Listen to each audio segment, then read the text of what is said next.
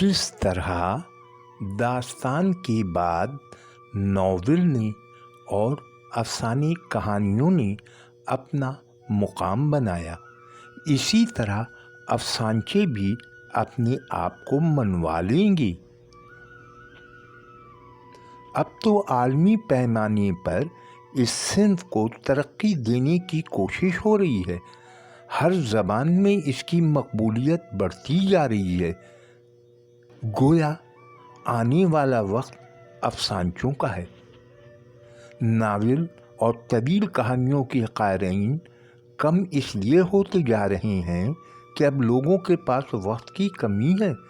यही वजह है कि बड़े बड़े तवील खतूत की जगह SMS ने ले ली है।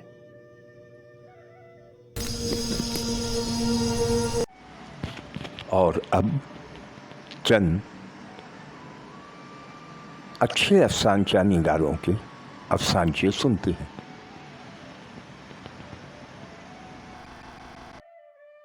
अब हम सुनते हैं निशात यास्मीन खान का अफसानचा माजी।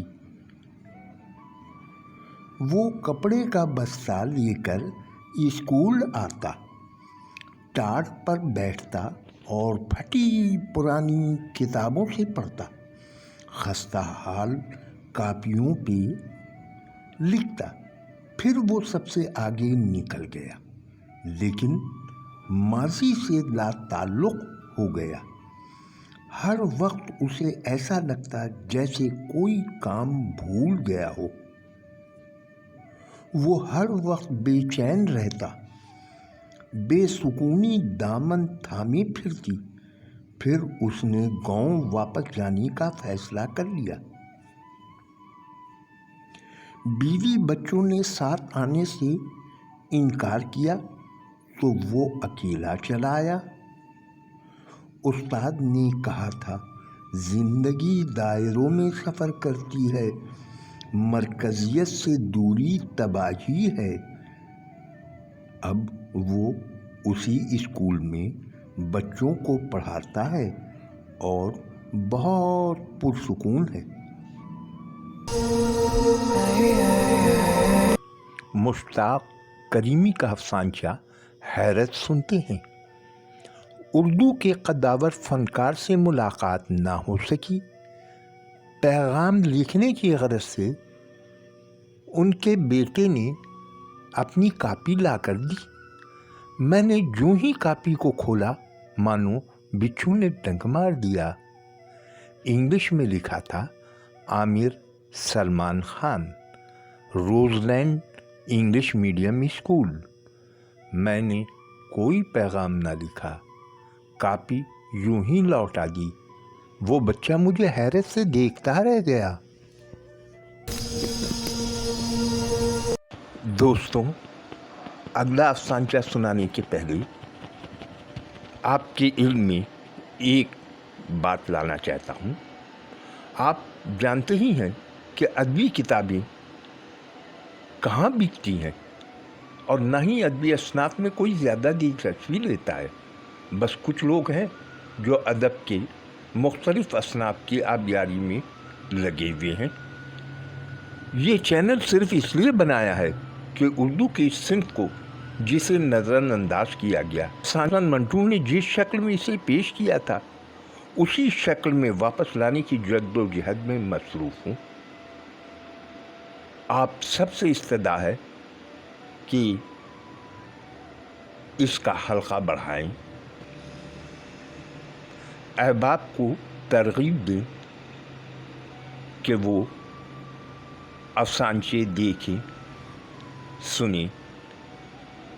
अब चलते हैं अगले अफसानचे की तरफ। आइए उमरान मुश्ताक की एक मिनी कहानी सुनते हैं। उन्वान है, मुर्दा बदस्ते ज़िंदा। कच्ची बस्ती का वो मफलूकुल हाल शख्स उस वक्त कई अखबारों के सहाफ़ियों में घिरा बेबसी और लाचारी की तस्वीर बना खड़ा था। एक सहाफ़ी ने बड़े जारहाना अंदाज में पूछा, تو تم اس بات کا اقرار کرتے ہو کہ تم نے اپنے نومولود بچے کو 30,000 میں فروخت کر دیا۔ تمہاری غیرت سو رہی تھی یا تمہیں اپنی بے حسی کا احساس تک نہیں تھا؟ دوسرے صحافی نے نشتر چبھیا۔ وہ جواب میں ہاتھ جوڑ کر کھڑا ہو گیا۔ ظلم کی بھی کوئی حد ہوتی ہے، تم نے انسانیت کی تزلیل کر کے رکھ دی ہے۔ تیسرے صحافی نے کہا، تمہارا لعنتی اور جہنمی پیٹ کبھی بھرے گا بھی نہیں۔ اس کی آنکھوں سے برسنے والے آنسوؤں سے بھی کسی کا دل نہیں پسیجا۔ بند کرو یہ مگرمچھ کے آنسو، ڈھٹائی کی انتہا ہے۔ ایک اور صحافی نے زبانی کوڑا برسایا۔ صاحب جی مجھے معاف کر دیں، میں بے حد مجبور تھا۔ وہ زبان کھولنے پہ مجبور ہو ہی گیا۔ کیا مجبوری تھی؟ نہایت ناگواری سے پوچھا گیا۔ چند دن پہلے اس بستی کے ایک بے روزگار مزدور نے خودکشی کی تھی۔ آپ لوگوں نے اخباروں میں ایک چھوٹی سی خبر بھی لگائی تھی۔ تو پھر مرنے والے نے 6 بچے پیچھے چھوڑے ہیں۔ وہ میرا بھائی تھا۔ میرے 5 بچوں کے ساتھ اب اس کے بچے بھی میری ذمہ داری ہیں۔ میں خودکشی نہیں کرنا چاہتا۔ یہ کہہ کے اس نے اپنے کچے مکان کے کمزور دروازے کو بند کر دیا۔ اور اب سنتے ہیں شگفتہ شفیق کا افسانچہ کرونا شکریہ۔ اس چھوٹے سے افسانچے میں کتنا طنز بھرا ہے، غور کریں۔ ڈیڈی یہ کیا بات ہوئی کہ لوگ کیا کہیں گے؟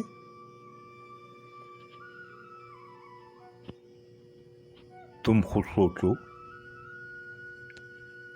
اپنے سے اتنے کم حیثیت لوگوں میں شادی کیسے کر دوں؟ مہمان پوچھیں گے تو کیا جواب دیا جائے گا؟ ڈیڈی کورونا پیدا ہوا ہے، میری محوش سے آج کل میں شادی ہو گئی تو کسی کو پتہ ہی نہیں چلے گا کہ وہ لوگ آپ کے ہم پلہ نہیں ہیں۔ ہم کسی کو بلائیں گے ہی نہیں۔ ٹھیک ہے، تم شادی کے بعد بھی اس کے گھر والوں سے کم تعلقات رکھنا۔ جی ڈیڈی ضرور۔